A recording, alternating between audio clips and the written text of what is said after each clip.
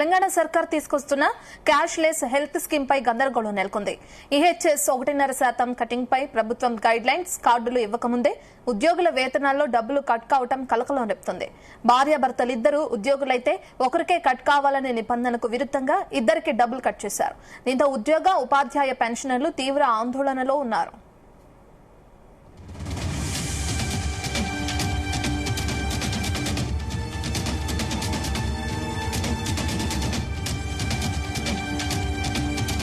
ఇక ప్రభుత్వం EHS health cards పైన మార్గదర్శకాలు లేకుండా, హాస్పిటళ్లతో ఒప్పందం లేకుండా, కనీసం ఉద్యోగులకు ఆప్షన్ ఇవ్వకుండా జీతాల్లో బేసిక్ పే కొత్త ఎలా విధిస్తుందని ఉద్యోగులు మండిపడుతున్నారు.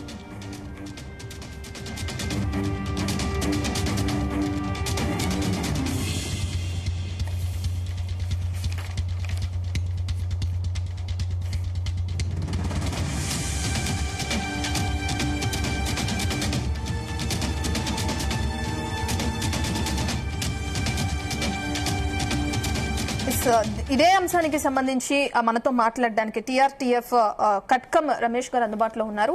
రమేష్ గారు, మనం చూస్తున్నాం ఉద్యోగుల వేతనాల్లో నుంచి కటింగ్స్ విధించడానికి వ్యతిరేకంగా ఉద్యోగులు ఏ విధంగా అయితే వ్యతిరేకత వ్యక్తం చేస్తున్నారో కూడా చూస్తున్నాం. అసలు ముందుగా ఇన్ఫార్మ్ చేయలేదా ఈ కటింగ్స్ ఉంటాయి, ఈ హెల్త్ కార్డుకి సంబంధించి ఇంత వేతనం కట్ చేస్తాం అనేది ఇన్ఫర్మేషన్ ఏం లేదా మీకు? నిన్నటి వరకు అయితే మేము అధికారులతోనే ఉన్నాము. చాలా క్లారిటీగా గైడ్ లైన్స్ విడుదల తర్వాతనే కటింగ్స్ ఉంటావనేటువంటి చెప్పారు. మేము సాయంత్రం దాదాపు 6:30 వరకు కూడా సెక్రటేరియట్ లోనే ఉన్నాము. రాష్ట్ర జేఏసీ నాయకత్వం కూడా నిన్న అధికారులతో సంప్రదింపులు చేస్తూనే ఉంది. ముఖ్యంగా భార్యాభర్తల్లో కొంత కన్ఫ్యూజన్ నెలకొంది, ఎవరు ఆప్షన్ ఇచ్చుకోవాలనే విషయంలో. ఈహెచ్ఎస్ లో తొందరపడి అప్లోడ్ చేయాలనేటువంటిది, ఇది కొంత సమయం కావాలనే రీతి లోపల మేము మాట్లాడుతూనే ఉన్నాం. అయితే ఇప్పుడు ఈ రోజు కూడా మేము వెంటనే మళ్ళా రాష్ట్ర జేఏసీ నాయకత్వం అందరం కూడా ఫోన్ లో మాట్లాడుకోవడం జరిగింది. యాక్చువల్ గా ఇది ట్రయల్ రన్నా లేకుంటే నిజంగానే కట్ అయిందా అనే విషయంలో రాష్ట్ర నాయకత్వం ఇమీడియట్లీ స్పందించింది. మేము అనుకుంటాం ఇది పునఃపరిశీలన జరుగుతుంది, ఇది మళ్ళీ రివ్యూ చేయబడుతుంది అనేటువంటిది పూర్తి స్థాయి గైడ్ లైన్స్. మేము ఇవాళ కూడా దీనిపైన ముఖ్యమంత్రి గారి సమీక్ష సమావేశం జరిగింది. హెల్త్ ట్రస్ట్ కూడా ఏర్పాటు చేయాల్సిన అవసరం ఉంది. హాస్పిటల్స్ తో కూడా పూర్తి స్థాయిలో మాట్లాడాల్సిన అవసరం ఉంది. ఇవన్నిటికీ సమయం పడుతుంది కనుక ముందుగా క్యాజువల్ గా కార్డ్స్ ను జారీ చేసిన తర్వాత ఆ పూర్తి స్థాయి కార్డ్స్ కానీ, తర్వాత గైడ్ లైన్స్ కానీ, అంటే ఇప్పుడు ఆ పెన్షన్స్ కానీ, తర్వాత నిన్ననే ఒక ఆప్షన్ ఇవ్వడం జరిగింది అత్తమామలకు కూడా, మరి మహిళా ఎంప్లాయీస్ కి ఇచ్చేందుకోసం. ఇవన్నీ కూడా పూర్తి స్థాయిలో గైడ్ లైన్స్ వస్తాయని మేమైతే ఇప్పటికైతే మాట్లాడుతున్నాం. ఇది మరి ఎట్లా జరిగింది, మరి ఎలాంటి ఆదేశాలు ట్రెజరీకి వెళ్ళాయో తెలియదు. ఇది పునఃపరిశీలన జరిగి ఈ మాసం తర్వాత పూర్తి స్థాయి గైడ్ లైన్స్ వచ్చిన తర్వాతనే మళ్ళీ తిరిగి ఆ యొక్క మేము ఏదైతే మేము ప్రభుత్వంతో మాట్లాడినామో ఆ రీతి లోపల మేము చెల్లించే సిద్ధంగా ఉన్నామని చెప్పడం జరిగింది. ఇది రివ్యూ పునఃపరిశీలన జరుగుతుందనేటువంటి విషయంతో రాష్ట్ర జేఏసీ నాయకత్వం ఉంది. అంటే భార్యాభర్తలు ఇద్దరు వర్కర్స్ అయితే ఇద్దరికి కట్ అవ్వడానికి కూడా నిరసిస్తాం మనం చూస్తున్నాం. ఒకరికే కట్ అవ్వాలని చెప్పి మీ డిమాండ్ గా ఉంది. మరి దాని గురించి ఎటువంటి స్పందన వస్తుంది? అసలు హోల్ గా ఎవరిది కట్ కావద్దనేది కదా. ఇప్పుడు భార్యాభర్తలు అనేటువంటిది రెండోది. అసలు గైడ్ లైన్స్ రాలేదు, ఎట్లా విడుదల అనేటువంటిది పూర్తి స్థాయిలో అందరం కూడా ఐఎఫ్ఎంఎస్ పోర్ట్ లో ఇంకా మేము అప్లోడ్ కూడా అందరికీ కాలేదు. ఏకపక్షంగా అందరినీ వాళ్ళు కటింగ్ అనేటువంటిది వాళ్ళు రావడం జరిగింది. ఇది బేసిక్ గా ఏమైనా ట్రయల్ రన్ చేస్తున్నారా, నిజంగానే చేశారా, లేకపోతే అధికారులతో ఆదేశం ఉందా? మా రాష్ట్ర నాయకత్వం అయితే మేము చాలా క్లారిటీగా ఉన్నాం గైడ్ లైన్స్ తర్వాతనే. దానికే ఇవాళ మేము రాష్ట్ర జేఏసీ నాయకత్వం కూడా మళ్ళీ మేము మాట్లాడడం జరిగింది. కనుక ఏ పరిస్థితుల లోపల ఇది పునఃపరిశీలన జరిగి పూర్తి స్థాయి గైడ్ లైన్స్ తర్వాతనే ముందుకు పోతాం. మళ్ళీ తిరిగి కూడా మేము రాష్ట్ర జేఏసీ నాయకత్వం కూడా మేము రేపు సమావేశం అవుతాం. ముఖ్యంగా ఏముందంటే గౌరవ ముఖ్యమంత్రి వర్యులు 1వ తారీఖున దీన్ని అమలు పరచాలనేటువంటి దానిలో ఆదేశాలు ఇచ్చారు. కొంత ఆలస్యం అవుతుంది. ఆ పరంగా ఏమైనా వారి ఒత్తిడి ఉంటే మరి మాకు ఆ సంగతి మా వరకు తెలియదు. ఒకవేళ ఏ ఒత్తిడి ఉన్నా కూడా మాకు కూడా, అంటే 1వ తారీఖున మా కటింగ్ ప్రారంభం అయ్యి మా హెల్త్ కార్డ్స్ అమలు పరిస్తే మా అంత ఆనందపడటం ఎవరం లేవు. కనుక ఈ కింది స్థాయి ఈ ప్రాసెస్ మొత్తం సరైన తర్వాత, అంటే పూర్తి స్థాయిలో గైడ్ లైన్స్ కానీ హాస్పిటల్స్ కానీ అన్ని కూడాను పూర్తయిన తర్వాత ఇది కటింగ్ అనేటువంటి ప్రారంభించాలని మా యొక్క జేఏసీ యొక్క వాయిస్ గా ఉంది. కనుక దీన్ని మార్చేందుకోసం మాత్రం, దీన్ని పునఃపరిశీలన చేసి మార్చేందుకోసం మాత్రం రేపు ఫస్ట్ అవర్ లోనే మేము చేస్తాం. ఈ రోజు ఇది పూర్తవుతుందన్న విశ్వాసం కూడా ఉంది. మా ఏలూరు సీనన్న, మా జగదీష్ అన్న కూడా ఎప్పటికప్పుడు మాట్లాడుతూ ఉన్నారు. దీన్ని రివ్యూ చేసేందుకు ప్రయత్నాలు కూడా జరుగుతున్నాయి. ఇది రివ్యూ జరుగుతుందనేటువంటి ఒక నమ్మకాన్ని కూడా మేము వెలిబుచ్చుతున్నాం. ఓకే, థ్యాంక్ యూ రమేష్ గారు. ఇక ఇదే విషయం గురించి మనతో మాట్లాడడానికి టీఎన్జీఓ మాజీ అధ్యక్షులు ప్రసాద్ గారు అందుబాటులో ఉన్నారు. ప్రసాద్ గారు, గైడ్ లైన్స్ ఇవ్వకుండానే, కార్డులు ఇవ్వకుండానే కట్ చేస్తున్నారు. ఎందుకు కట్ చేస్తున్నారు? అంటే ఇద్దరు భార్యాభర్తలు, ఇద్దరు ఎంప్లాయీస్ అయితే ఇద్దరు నుంచి కట్ అవుతున్నాయి అని చెప్పి కూడా వాదన వినిపిస్తుంది. అసలు ఎందుకు, రీజన్ ఏమై ఉండొచ్చు అంటారు ఈ కటింగ్స్ కి సంబంధించి? ఇప్పుడు రాష్ట్ర ప్రభుత్వం ఉద్యోగులకందరికీ కూడా హెల్త్ కార్డు ఇవ్వాలని ఇంత ఆలస్యంగానైనా, అంటే 2.5 సంవత్సరాల తర్వాత, ఎందుకంటే ఈ జీవో ఎన్నికల ముందే 86 జీవో గత ప్రభుత్వ కాలంలోనే విడుదలైనప్పటికీ కూడా 2.5 సంవత్సరాలు ఆలస్యంగానైనా జూన్ 2 నుంచి ప్రారంభిస్తున్నందుకు సంతోషిస్తా ఉన్నాం. కానీ ఈ హెల్త్ కార్డులకు సంబంధించి ఉద్యోగులకు సంబంధించినటువంటి విధి విధానాలు ఇప్పటి వరకు ఖరారు కాలేదు.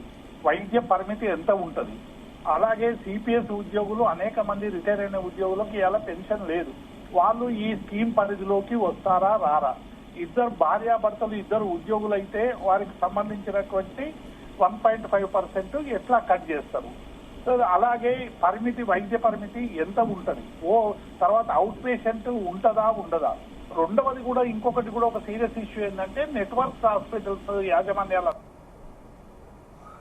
లేఖలు రాశారు, మేము ఉద్యోగుల హెల్త్ కార్డును మేము అమలు చేసేది లేదు, ఎందుకంటే పాత రేట్లు మాకు గిట్టుబాటు కావు కాబట్టి మాతో చర్చించి ఎంఓయూ అయిన తర్వాతనే ప్రభుత్వం చర్యలు తీసుకోవాలని నెట్వర్క్ హాస్పిటల్స్ కూడా రాష్ట్ర ప్రభుత్వానికి లేఖలు రాదు. ఇటువంటి సందర్భంలో ఇంకా కార్డులే రాలేదు, మాకు కొత్త కార్డులు అవసరం లేదు, పాత కార్డులే పనికొస్తాయని చెప్పి ఇటీవల గవర్నమెంట్ మరి నిర్ణయం తీసుకున్నదని చెప్పి ఎవరో కింది స్థాయి అధికారి ఇచ్చింది కానీ జిఏడి కానీ లేకుంటే రాష్ట్ర ప్రభుత్వ మంత్రి కానీ ఎవరు కానీ స్పందించలేదు. ఇప్పటికైతే కార్డుకు తొందర లేదు కానీ కోతకు మాత్రం రాష్ట్ర ప్రభుత్వానికి తొందర వచ్చింది.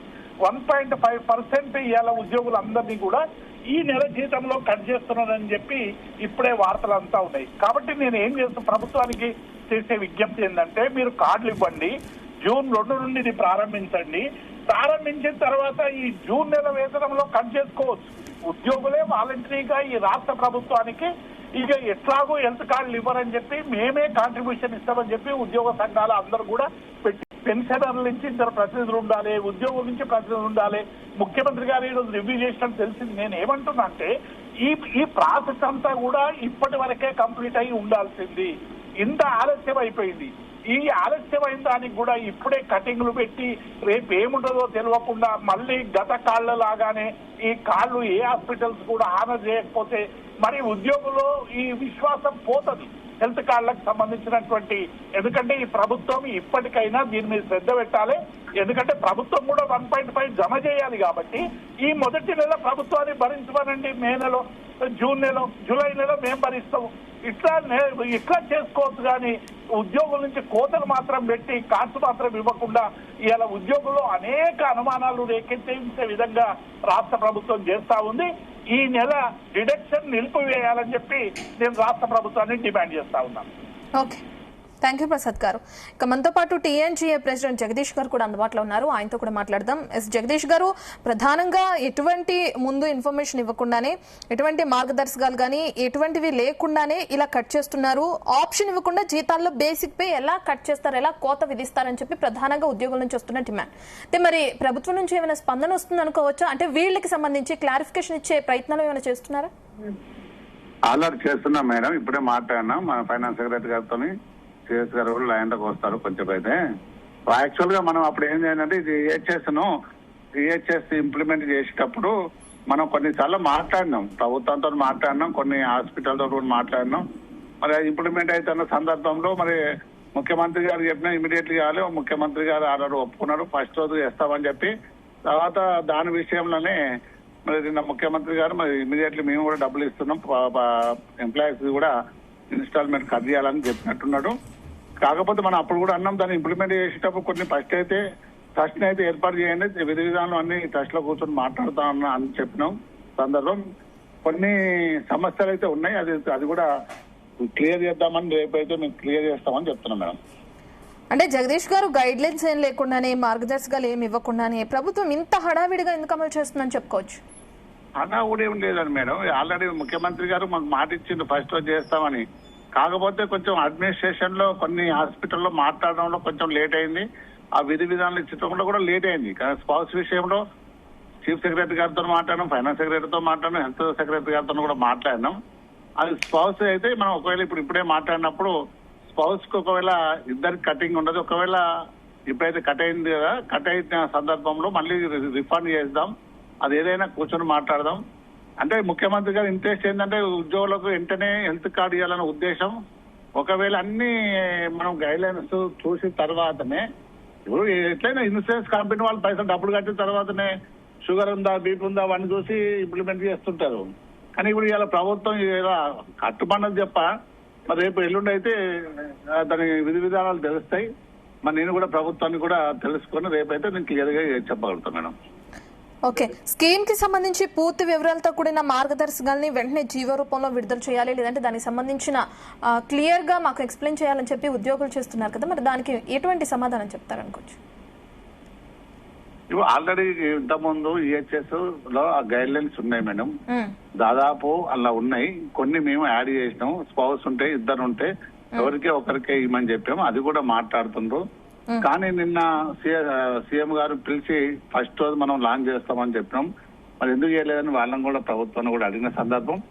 మేము కూడా ప్రభుత్వం మా షేర్ ఇస్తున్నాం, ఉద్యోగుల షేర్ కూడా కడిగేయండి, ఇమీడియట్ ఎఫెక్ట్ చేయాలని మన ముఖ్యమంత్రి గారు మమ్మల్ని ఉద్దేశించే తొందరగా చేయాలనే ఉద్దేశంతో చేసింది వాస్తవానికి. కాకపోతే కొంచెం ఇలా ఇక్కడ ఉన్న అడ్మినిస్ట్రేషన్ లో కొంచెం డిలే అవ్వడం వల్ల కొన్ని మార్గదర్శకాలు చెప్పలేకపోయారు. అందుకే గతంలో ఉన్న ఈహెచ్ఎస్ మార్గదర్శకాలు దాదాపు అన్ని ఉన్నాయి, ఆ డీటెయిల్స్ కూడా ఉన్నాయి. కానీ చాలా మంది కొంచెం ఉద్యోగులు కొంచెం పిలిచి మాట్లాడి ఇట్లా ఇస్తా అంటే బాగుంటుండే. కాకపోతే మనం గతంలో కూడా ఏం చెప్పాం, మనం ట్రస్ట్ ఏర్పాటు చేయండి, ఫస్ట్ అయితే దాన్ని ఇంప్లిమెంట్ చేయండి, మన విధి విధాలు కూర్చొని మాట్లాడుకొని సరి చేసుకుందామని చెప్పాం. 5-10 రోజుల్లో మొత్తం మార్గదర్శకాలు విడుదల చేసేసి రేపు ఎల్లుండి సీఎం గారు దాన్ని లాంచ్ చేస్తామన్న సందర్భంలో లాంచ్ చేయడానికి చెప్పినట్టున్నారు. ఈ 3-4 రోజుల్లో మొత్తం అన్ని విధి విధానాలు కూడా ప్రభుత్వం మా దృష్టికి తీసుకొచ్చినప్పుడు మనం అందరు ఉద్యోగులకు చెప్తాం మేడం. ఎన్నో ఏళ్ల కాల సాకారం అవుతుందని ఆనందపడే సమయంలో ఈ విధంగా ఉద్యోగుల నుంచి వ్యతిరేకత రావడం కూడా చూస్తున్నాం. ఎలా చూస్తారండి? ఉద్యోగులు అందరిలో వ్యతిరేకత ఉన్నదంటే నేను తప్పు మేడం. కావాలని కొందరు చేస్తారు. ఇలా పెన్షన్లు అందరూ మాకు హ్యాపీగా ఉన్నారు. ఒక ఇన్సూరెన్స్ కంపెనీకి పోతే డబ్బులు తీసుకొని నాకు షుగర్ ఉందా, బీపీ ఉందా అని చేసిన తర్వాత 3 ఏళ్ల తర్వాత దాన్ని ఇన్సూరెన్స్ ఇంప్లిమెంట్ చేస్తారు. ఇలా ప్రభుత్వం ఇమీడియట్ దాన్ని తీసుకొని చేస్తామని చెప్పిన సందర్భం. కొందరు కావాలని మాకు చెప్పలేదు, 1.5 ఎక్కువ అయితే అంటూ అని చెప్పడం, దాన్ని కావాలని దీన్ని కాలయాపన చేసి కాకుండా చేయడం కొందరు కావాలని చేస్తారు.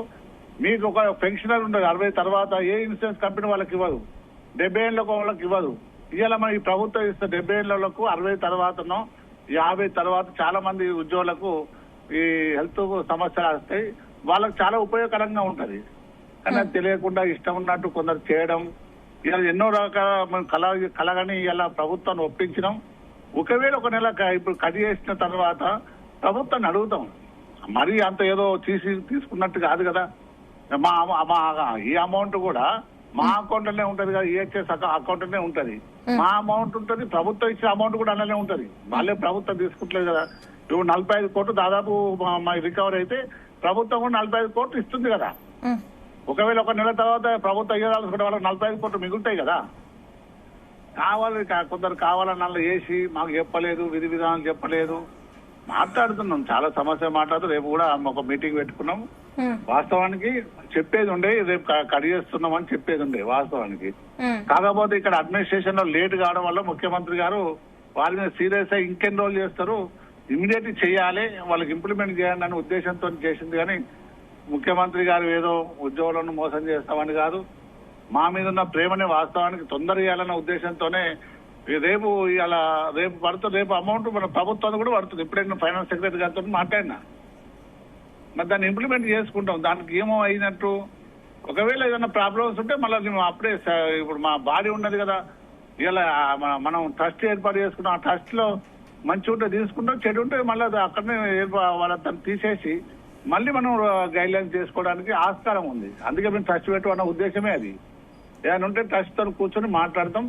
అదేం లేదు. మేము కూడా రేపు సమావేశం ఏర్పాటు చేసుకున్నాం. జాయింట్ సబ్ కౌన్సిల్ సమావేశం మాది, మా ఉద్యోగులు ఉన్న మెంబర్లతోని దాన్ని కూర్చొని మా పెన్షన్లు పిలిచి మాట్లాడతాం. అదేం లేదు, ఆందోళన పడాల్సిన అవసరం లేదు. కావాలని కొందరు అది చేసి పేపర్లు ఇచ్చి రద్దు చేసుకుని మనకు వచ్చే మంచి రాయితీని ఒడగొట్టుకోవద్దని మేము ఉద్యోగులు చెప్తున్నా. ఇవాళ చాలా మంది పెన్షన్ ఇంతకుముందు ఫోన్ చేసి నాకు, మేము రోజుకు ఒక పెన్షన్ చేసి రోజు ఇన్సులిన్ ఇప్పించుకుంటున్నా, నెలకు దాదాపు నాకు 8,000 ఖర్చు వస్తుంది. ఇక నేను 600-700 లోపల కడితే నాకు 8,000 మిగులుతాయని వాళ్ళు చెప్తున్నారు. కొందరు కావాలని చేస్తారు. పెన్షన్ల డబ్బులు ఉన్న వాళ్ళ మన ఉద్యోగులు స్పౌస్ ఎంప్లాయ్ అయితే ఒకటే కట్ ఉంటది. ఒకవేళ కట్ అయిన డబ్బులు కూడా మన వాళ్ళ అకౌంట్లకు మనకు తిరిగి చెల్లించడానికి ప్రభుత్వంతో ఒప్పించి వాళ్ళకి చూపిస్తాం. దాన్ని తొందరపడవలసిన అవసరం లేదు. ఓకే, థ్యాంక్ యూ జగదీష్ గారు. ఇక తెలంగాణ PRTU అధ్యక్షులు హర్షవర్ధన్ గారు కూడా మనతో అందుబాటులో ఉన్నారు. ఆయనతో కూడా మాట్లాడదాం. హర్షవర్ధన్ గారు, మనం చూస్తున్నాం ముందుగానే గైడ్ లైన్స్ కానీ ఇన్ఫర్మేషన్ కానీ ఇవ్వకుండా ఈ విధంగా EHS కట్ చేయడం ఏంటి అని చెప్పి ప్రధానంగా ఉద్యోగుల నుంచి వస్తున్న ఆందోళన మనం చూస్తున్నాం. EHS 1.5% కటింగ్ పై ప్రభుత్వం ముందుగానే ఎందుకు చెప్పలేదంటారు? అంటే ముందు ఎవరి జీతంలోంచైనా కట్ అవుతున్నప్పుడు వాళ్ళు నార్మల్ గా అడిగే క్వశ్చనే అది. ముందుగా ఇన్ఫర్మేషన్ లేదు, ఇంత అర్జెంట్ గా ఎందుకు చేస్తున్నారు అనే క్వశ్చన్సే ఇప్పుడు ఉద్యోగుల నుంచి కూడా వ్యక్తమవుతున్నాయి. ఏంటి, ఎలా చూస్తారు, ఏం చెప్తారు దాని గురించి? గుడ్ ఈవినింగ్ అమ్మా. ఇప్పుడు దశాబ్దాల తరబడి ఉద్యోగుల కోసం ఆరోగ్య కార్డుల నిమిత్తం పోరాడినటువంటి చరిత్ర ఈ తెలంగాణ ఉద్యోగ సంఘాలది. నేను కూడా గతంలో ఉపాధ్యాయ సంఘం అధ్యక్షుడిగా ఉన్నప్పుడు కానీ, జేఏసీ చైర్మన్ గా ఉన్నప్పుడు కానీ EHS కార్డ్స్ కావాలని పోరాడినటువంటి వ్యక్తినే. ఈ ప్రభుత్వం రేవంత్ రెడ్డి గారు ముఖ్యమంత్రి గారి ఆధ్వర్యంలో ఉద్యోగస్తులందరికీ కూడా EHS కార్డ్స్ ఇవ్వాలనుకోవడం చాలా ఆహ్వానించదగ్గటువంటి విషయమే. కానీ నేను ఇప్పుడే అంటే 1-2 గంటల నుంచి సోషల్ మీడియాలో చూస్తుండడం ఏంటంటే, రేపు సాలరీస్ క్రెడిట్ అయ్యే సమయంలో ఇవాళే 1.5 వాళ్ళ కాంట్రిబ్యూషన్ ఏదైతే ఉందో అది సబ్స్క్రిప్షన్ గా మారిపోయిందనేది చూస్తున్నాం. చాలా మంది కూడా ఆందోళన చెందుతా ఉన్నారు. ఒకటి, ఇక్కడ ఉద్యోగస్తుల, ఉపాధ్యాయుల, పెన్షనర్ల ఆందోళనలను ఖచ్చితంగా ప్రభుత్వం పరిగణలోకి తీసుకోవాలి. ప్రభుత్వము ఒక నిర్దిష్టమైనటువంటి మార్గదర్శకాలు ఏవైతే ఉండేనో, అంటే రాష్ట్రంలో ఉన్నటువంటి ఆసుపత్రులు చికిత్స కోసం ఒక ఉద్యోగి లేదా పెన్షనర్ వెళ్తే ఏ ఆసుపత్రిలో ఉంటుంది, ఎంత డబ్బు వరకు లిమిట్ ఉంటుంది, లేదా అసలు లిమిటే లేదా అనే కొన్ని మార్గదర్శకాలు ఇప్పటికీ ఇవ్వాల్సి ఉండే. మరి నేనైతే చర్చలకు వెళ్ళలేదు. TNGOలు కానీ, TGOలు కానీ, వేరే సంఘాల నాయకులు వెళ్ళినట్టున్నారు. మరి అక్కడ ఏం ఒప్పందం జరిగిందో నాకైతే తెలియదు. ఏది ఏమైనా ఒక ప్రభుత్వంగా సాలరీలో కాంట్రిబ్యూషన్ ఏదైతే ఉందో దాన్ని తెలియకుండా కట్ చేయడం అనేది కొంత అందరూ కూడా ఆందోళన చెందుతున్నటువంటి విషయం. దాన్ని నేను కూడా ఇప్పుడే గౌరవ వేం నరేందర్ రెడ్డి గారి దృష్టికి తీసుకెళ్ళినా, ముఖ్యమంత్రి గారి దృష్టికి తీసుకెళ్లాలని కూడా ప్రయత్నిస్తున్నా. నాకున్న ఇన్ఫర్మేషన్ ప్రకారం 1-2 గంటల్లో గౌరవ ముఖ్యమంత్రి గారు ఒక రివ్యూ మీటింగ్ పెట్టబోతా ఉన్నారు. ఇప్పటికే ఒక 8 మెంబర్స్ తో కూడినటువంటి ఒక ట్రస్ట్. ఎందుకంటే ఇవాళ కట్ అయినటువంటి సాలరీ ఆ 1.5% అనేది ఎక్కడ పోతుంది, అకౌంట్ ఏముంది, దానికి గవర్నమెంట్ కాంట్రిబ్యూట్ చేసే ఇంకొక 1.5 కూడా యాడ్ అవుతుందా లేదా, మరి ఆ 2 యాడ్ అయితే ఏ అకౌంట్ లోకి వెళ్తావి, మరి ఆ వెళ్ళిన అకౌంట్ నుంచి ట్రస్టా లేదా అనేది చాలా ప్రశ్నలు ఉత్పన్నం అవుతా ఉన్నాయి కింది స్థాయిలో ఉన్నటువంటి ఉపాధ్యాయులకు, ఉద్యోగులకు, పెన్షనర్లకు.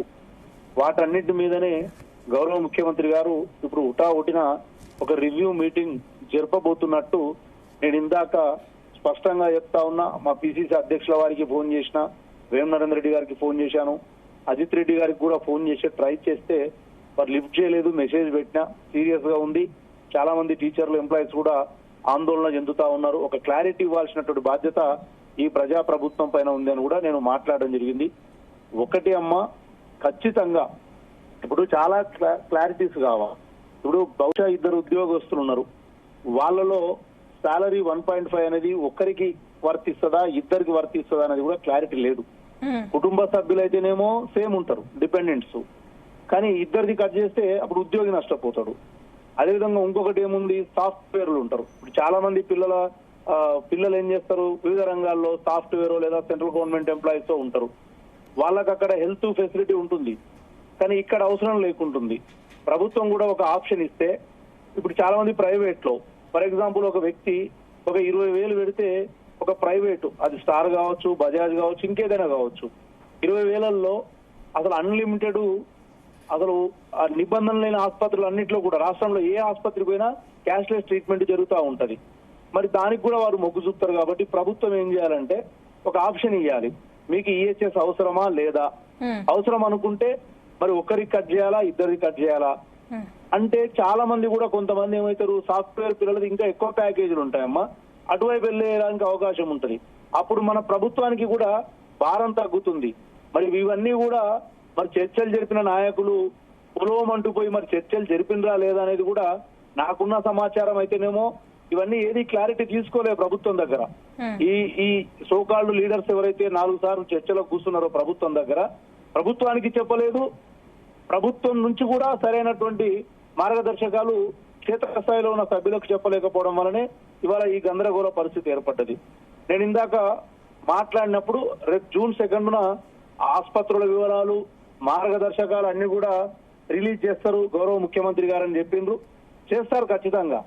కానీ మరి ఇది మే నెల శాలరీ అమ్మా, జూన్ నెల శాలరీ కాదు. ఇది మే నెల శాలరీ. అంటే మే 31 రోజులు పనిచేస్తే రేపు జీతం వస్తుంది. మే నెల శాలరీ అనేది చెప్పకుండా కట్ చేయడం అనేది ఇలా అందరి కోపాగ్నికి అది దోహదం అవుతుంది. నేను ఒకటే ఏమంటున్నంటే రేపు జూన్ 2కు గౌరవ ముఖ్యమంత్రి గారు దీన్ని ప్రకటించిన తర్వాత ఈ ఆసుపత్రుల్లో లేదా ఈ చికిత్సలకు ఇంత రేటు, ఈ ఆసుపత్రుల్లో మాత్రమే ఇది లభిస్తుంది అని ఒక లిస్ట్ అవుట్ చేసి ఆ ఆసుపత్రులు కూడా, మీకు ఒక ఉదాహరణ చెప్తా, 2014 కంటే ముందు కూడా అప్పుడు హెల్త్ కాస్ట్ ఉండే కిరణ్ కుమార్ రెడ్డి గవర్నమెంట్ లో కొంత కాంట్రిబ్యూషన్ తో, కేసీఆర్ గారు ముఖ్యమంత్రి అయిన తర్వాత కాంట్రిబ్యూషన్ అక్కర్లేదు, ఏం అక్కర్లేదు, మొత్తం ప్రభుత్వమే చూసుకుంటుందని కొత్త కార్డులు ఇచ్చిండు. ఆ కార్డులు తర్వాత ఎక్కడ చెల్లలే. ఏ ఆసుపత్రికి పోయినా రిజెక్ట్ చేసేది, మొహం మీదనే తలుపులు వేసేది మీకు ట్రీట్మెంట్ చేయమని. ఎందుకంటే అప్పటిదాకా పెండింగ్ లో ఉన్న బిల్లులు కట్టలేదని. మరి రేపు కూడా ప్రభుత్వాలు, అంటే ఈ ప్రభుత్వం ఏ ఆసుపత్రులతో అయితే ఒప్పందం కుదుర్చుకుంటుందో ఆ చికిత్సలు గాని, ఆ హైయెస్ట్ టార్గెట్ ఉంటది కదమ్మా, డబ్బు ₹1 కోటి వరక, 30 లక్షల వరక లిమిటేషన్, ఆ ఎంఓయూలు ఈ public domain means employees domain లో పెడితే మా ఎంప్లాయీస్ కూడా క్లారిటీ ఉంటది. అది ఏదీ లేకుండా ఆదరబాదరగా బహుశా రేపు ముఖ్యమంత్రి గారు 2వ తేదీన ప్రకటిస్తారనుకుందాం.